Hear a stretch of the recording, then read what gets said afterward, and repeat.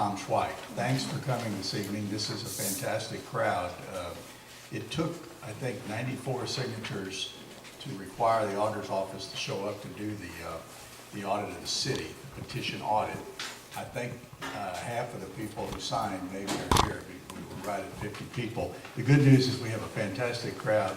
The bad news is it's so big that we ran out of reports. But if you didn't get a report, or if you give it away or lose it, you can always pull this up on our website, auditor.mo.gov, and you can just tick on through the reports, the audits, search on Leeton, and it'll give you the report, the entire report. So it's always there electronically.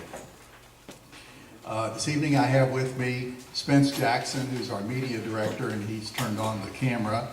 Pam Tillery, CPA, who is an audit manager out of the Springfield office, and also Michelle Crawford, who's what we call the in charge. She was the one on the ground here most of the time doing the work, the boots on the ground, if you want to call it that. These meetings, these public deliveries usually take about an hour, and that's with questions. But you know, it's a little flexible. We're not constrained by time, so we'll try to answer all your questions and go through this thing completely. We'll go through all the findings and the recommendations. If you have questions, we hope they're of broad interest and not of a specific, unique transaction to talk about. The audit findings are intended to be constructive, provide guidance to improve the city governance. As we've said, this is a petition audit. State law says that if enough signatures come from the community, we're required to show up and we're required to bill for the audit. You needed 94 signatures here. That's based upon the number of voters in the last gubernatorial election. The county clerk certified 98 signatures as valid, so that was enough. We considered all the concerns that were raised by the chief petitioner. Not every concern turns into a finding, but we do look at all those concerns. And ultimately, the scope of the audit is at the discretion of the auditor's office. Sometimes as we do these audits, as we go through the audit, things that we find lead us to other areas in an audit, so we don't know at the beginning exactly what's going to happen. I hope I can talk over this thing. If not, somebody raise their hand. I'll speak up a little bit. Generally the year that was audited was the calendar year 2013. We do note any pertinent issues that occurred after that time. Generally, things that happened prior to 2013 are not looked at because they're outside of the scope of the audit. We expected to expend about 400 hours on this audit, and excuse me, we quoted a range of fees from $15,000 to $35,000, and it's going to come in right in the midpoint of that, approximately $25,000. That will be the cost to the city for the audit, approximately $25,000. We looked and found a number of issues, but there was no evidence of fraud or theft. No evidence of fraud or theft was discovered or uncovered. That's not an absolute guarantee that it never happened, but we didn't see it. The current Board of Aldermen and the Mayor have accepted and agreed to implement all but one of our recommendations, which is always good to see whenever we have a finding and a recommendation, whether or not the governing council will look and agree with us. And we'll talk about each and every finding, and we'll touch on the one that they didn't agree with us on. We hope that this focus will be on improving the city operations for the future and not laying blame or worrying so much about the past. Overall, the rating that we gave, Tom Schweik, when he came in, he wanted to give ratings, or a report card, you might say, to auditees when we complete the audit, and we rated it poor, and that's as low as it gets. We don't have anything lower than poor, and as a result of a poor finding or a poor grade, we generally come back in about 3 or 4 months after the audit has been delivered and do what's called a follow-up to see whether or not the city has in fact implemented the recommendations that were given, and they said they would accept and would implement. So we will be back. It's not carved in stone the exact date it will be. We call it the follow-up report, and we'll do that later. Now, there are 8 areas where we have recommendations. A total of 31 recommendations were presented and 30 were accepted. That's a high percentage of acceptance, and usually when I give these, I have to say what the recommendation was and say whether or not it was accepted. I think tonight I can just give you what the recommendation was, and you can assume it was accepted and the city is going to comply, except one, and we'll talk about that one a little bit later. So I'll go through these just the way they are in your handout. I will give you a recommendation and then just go to the next one, and we won't have to jump over and see what the city's reply was, but because in all but one case they said they would follow it. So we're into specific findings now, and we're in finding 1, which deals with accounting controls and procedures 1.1. The Board of Aldermen had not segregated duties or provided for adequate review of the work performed by the former city clerk. The former city clerk received, recorded, deposited monies, reconciled bank accounts, prepared invoices for payments, prepared, signed, and distributed checks, and was responsible for utility billings and payroll-related duties. And Attorney General's opinion concluded that in a 4th-class city like Leeton, the holding of 2 or more of the positions of city clerk, city treasurer, and city collector by the same person at the same time is incompatible. And in the case where there's not adequate segregation possible, the board should perform and document timely supervisory reviews. I'll go ahead and say that the board accepted that. From now on, when you hear me say a recommendation, you can assume that the board accepted. So that recommendation there was consider appointing separate individuals to city clerk, city collector, city treasurer to segregate duties. If not possible, the board should perform and document a review of those duties. Under 1.2, deals with receiving, recording, and depositing procedures. The former city clerk did not issue receipt slips for most non-utility monies received.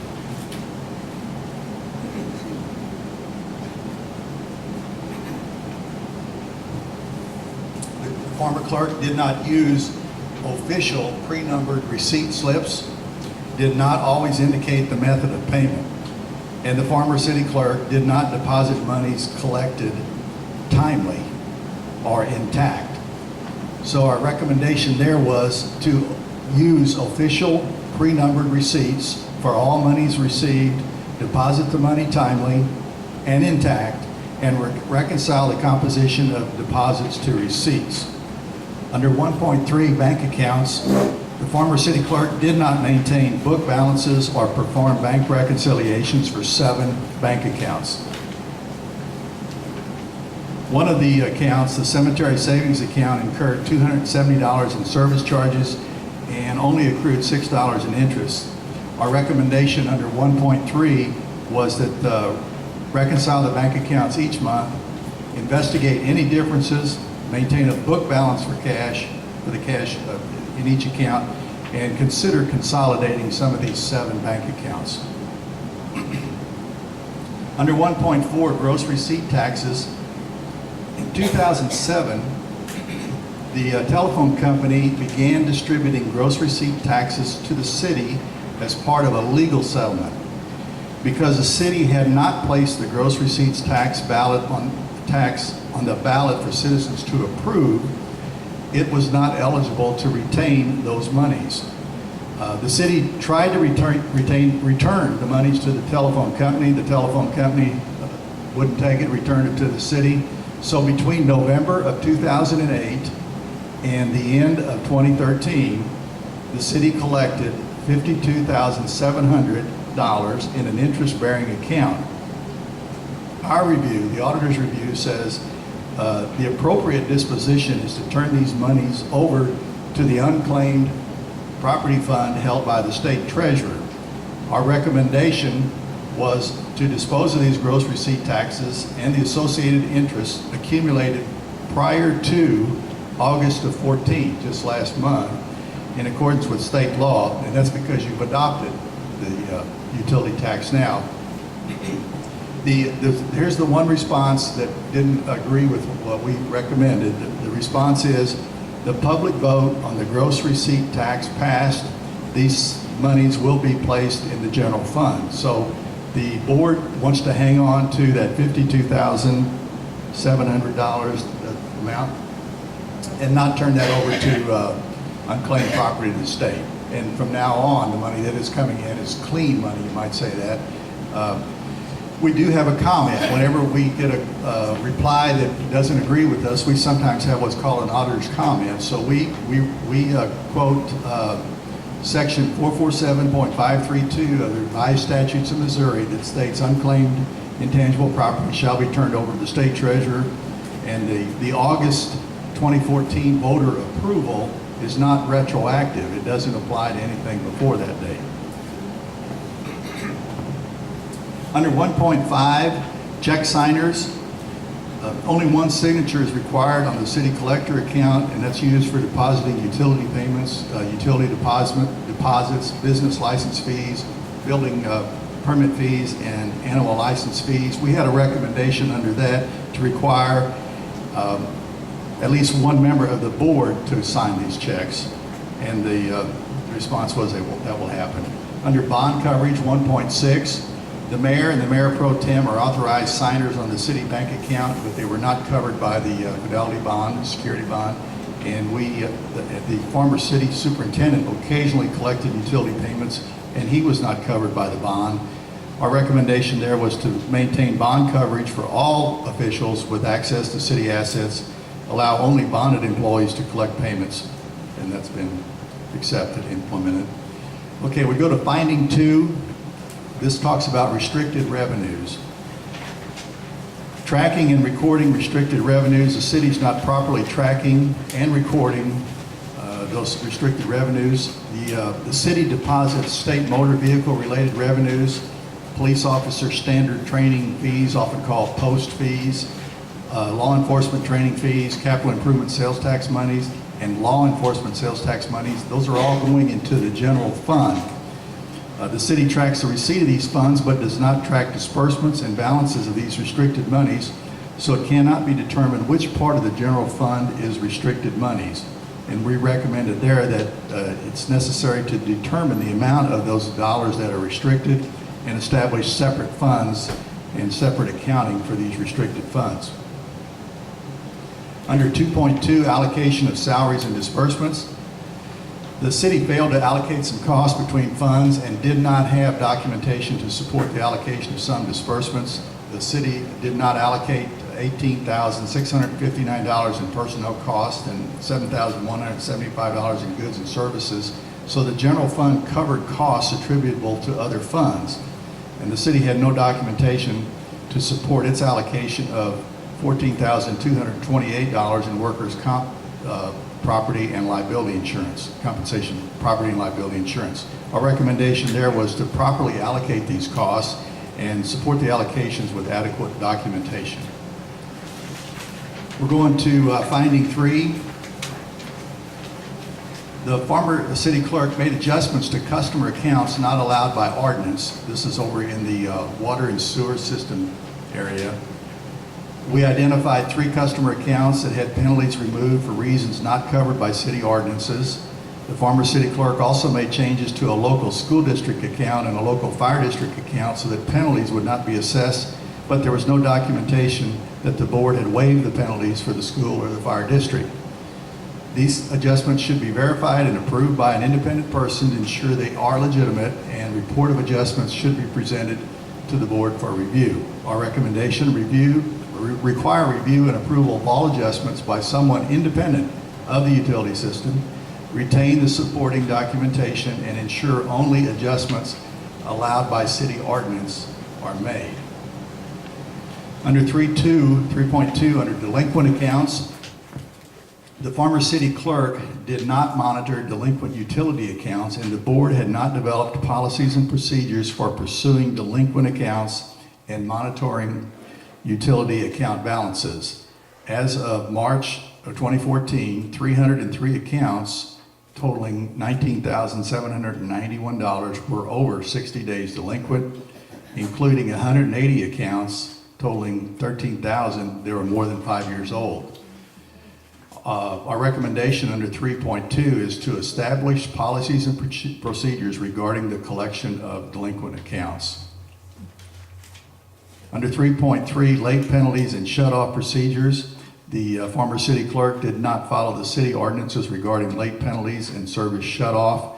Ordinance number 294 requires a 20% penalty after the 10th of the month if the payment is not made by the 20th.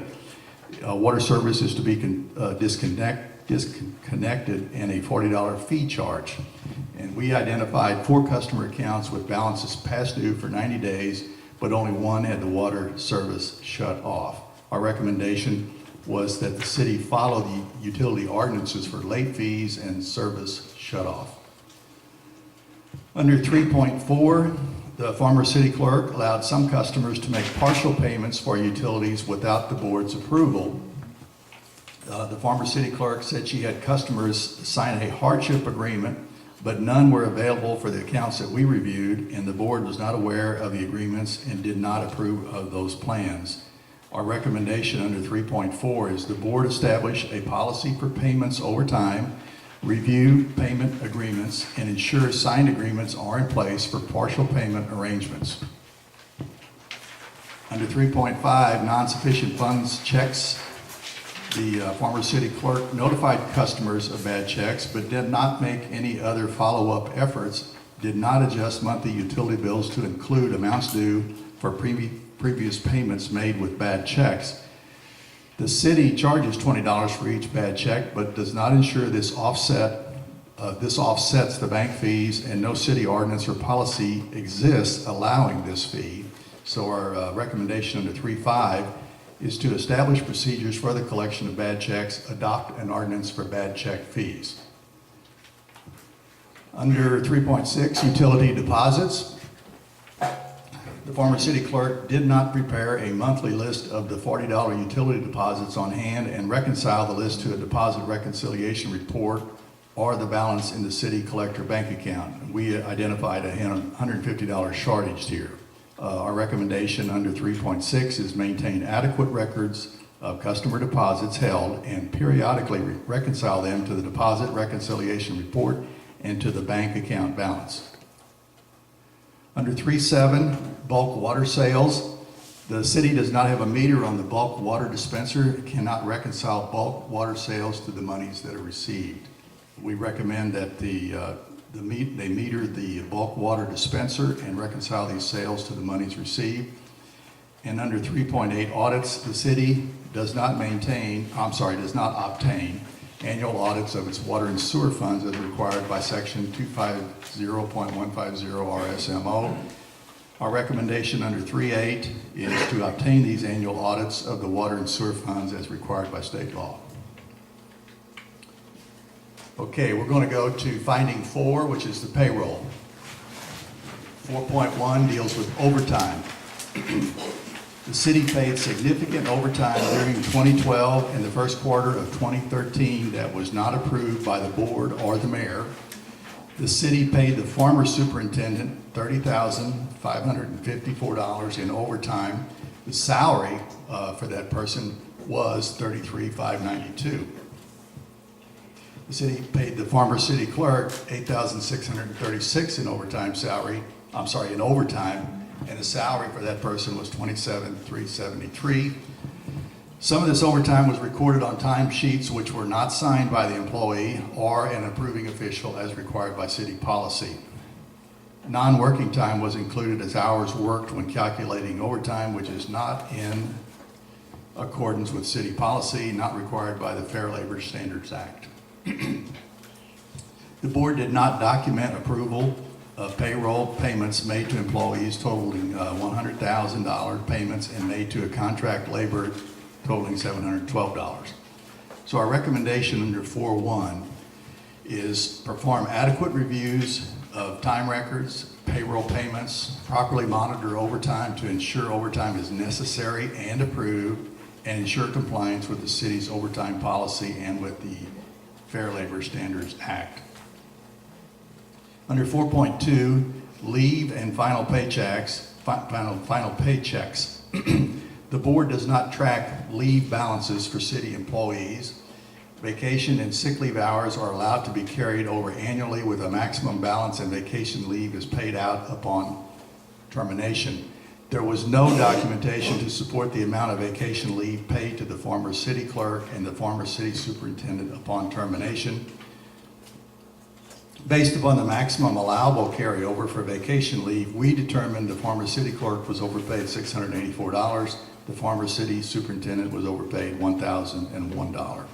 Our recommendation under 4.2 is to properly track these leave balances to ensure the final paychecks are supported by documentation and in compliance with city personnel policies, and seek reimbursement of these overpayments. Under 4.3, incentive payments. The city paid incentive payments from $90 to $150 in 2012 and prior years to city employees and a contract laborer. There was no supporting documentation or approval for these payments. Payroll taxes were not withheld, and the amounts were not included on a W-2 or a 1099 form. These payments appear to represent additional compensation for services previously rendered, and that's prohibited by the Missouri Constitution to pay for previous services rendered, pay after the fact. Our recommendation is under 4.3 is to discontinue granting incentive payments to employee and contract laborers and ensure all employee compensation is properly taxed and reported.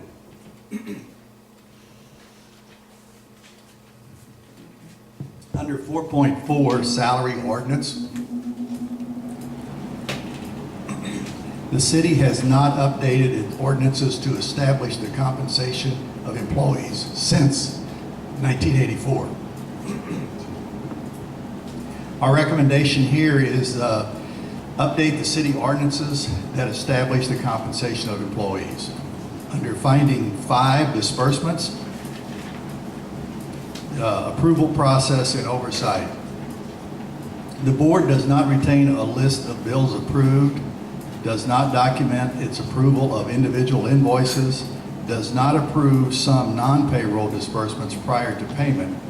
Our recommendation under 5.1 is the appropriate officials should review and approve invoices prior to payment, document the approval, ensure the invoices are marked paid to prevent duplicate payments, and require documentation of receipts of goods and/or services prior to the payment. Under 5.2, procurement procedures, the city does not have a formal bidding policy and did not solicit bids for any goods or services purchased during 2012 and 2013, including insurance of $25,433, a sewer pump for $9,650, and repair services of $4,050. Our recommendation under 5.2 is to establish formal bidding policies and procedures. Under 5.3, conflicts of interest, the board does not adequately monitor its activities for conflicts of interest. The city paid $1,000 to Mayor Gary King's repair business in 2012 without soliciting bids, and the city paid Alderman Bender's son $712 in 2013 as a contract laborer with no documentation of board approval. Sections 105.454 and 105.458 RSMO prohibit financial transactions between the city and elected officials involving more than $500 per transaction or $5,000 per annual without public notice to solicit proposals and competitive bidding, and provided the lowest bid or offer is accepted. So our recommendation under 5.3 was to comply with the state laws regarding transactions with businesses owned by city officials, properly handle and document these arrangements, and avoid the appearance of or actual conflicts of interest. Under 5.4, employment classifications and Form 1099 MISC, The city has not clearly determined the employment classification of Alderman Bender's son. The city did not withhold payroll taxes or issue applicable year-end tax forms for payments to him totaling $712 in 2013 and $1,382 in 2012. The city also paid $2,400 each year to an individual for cleaning services and did not issue a Form 1099. So our recommendation under 5.4, ensure hired individuals are properly classified as employees or contractors and are issued applicable year-end tax forms as required by law. Under 5.5, the vending machine, city personnel did not reconcile vending machine sales to purchase, and prices charged did not cover the cost of the product. The city lost $1,776 on the beverages sold. Our recommendation under 5.5 is to properly account for monies from the sale of goods, reconcile purchases to sales periodically, and price the goods to ensure the revenue covers the costs. Under 5.6, credit card payments, the city accepts utility bill payments by credit card but does not charge a convenience fee to offset the card transaction fees that are assessed. And the city was charged $900 in transaction fees in 2013. The city only received revenues by credit card for $1,500. So our recommendation under 5.6 is to consider discontinuing accepting credit card payments, changing to a less costly credit card processing option, or consider assessing a convenience fee for those who pay by credit card. Under 5.7, written contracts, the city does not always enter into or retain and update contracts. The city approved hiring the former city superintendent on a contract basis to perform water and sewer testing services, but a formal written contract was not prepared, and the only documentation of the agreement was an index card listing the rate of pay. The city does not have a written contract for cleaning services or the funds given to a local civic organization, and the city's contract with the city attorney has not been updated since 2000, and the city did not retain a copy of that contract. So our recommendation under 5.7 is to enter into written contracts defining the services provided and the benefits received and retain copies. Under 5.8, fuel and vehicles, the city does not have procedures to review and evaluate the reasonableness of vehicle usage and does not reconcile fuel usage to billings. Our recommendation there is to establish adequate records and procedures to effectively monitor the vehicle and the fuel use. Finding 6 is the Sunshine Law. The board did not always record a roll call vote before going into closed session, did not always document the reason for closing the meeting. Our recommendation is that the board ensure that open meeting minutes properly disclose the votes and reasons for going into a closed session. Finding 7 deals with budgets. The board approved budgets for 2012 and 2013 that did not include a budget message, budgeted amounts for the 2 preceding years, and beginning and ending actual and estimated cash balances. The former city clerk prepared the budgets with inaccurate information. Our recommendation under finding 7 is that the budgets be prepared that are accurate and in compliance with state law. And finally, finding 8 deals with capital assets. The city does not maintain records for its capital assets. It doesn't tag assets for specific identification or conduct a physical inventory. Our recommendation is that the city tag its assets, conduct and document an annual physical inventory, and maintain complete property records. Okay, I've blown through 8 areas, 31 recommendations, 30 which were accepted, so I didn't repeat that all the time, of course.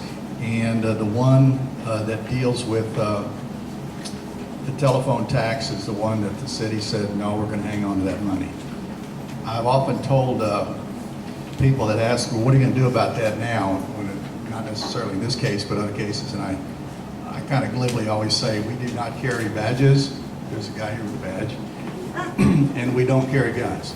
So we do not enforce as such. I don't know what happens if the city hangs on to that money. I don't know who has standing to challenge it. We certainly don't at the auditor's office. So I will say that, you know, when you look at the, I think he has some numbers at the back of the report. You're used to probably seeing auditors go through and talk about the dollars and cents on the report. The City of Leeton's page 23 of the report shows receipts, disbursements, and ending balances. The city, you know, spent $246,000 in calendar year 2013, and at the end of the year had $304,000 on hand. So a snapshot of that is it's a very healthy financially city. It's not in dire financial straits. In spite of all the findings that we had, it's financially healthy. But we came up with a lot of things. I think the petition was well thought out, and I'll take some questions, and I'll probably need some help from my staff here to help out. But go ahead. Yes, sir.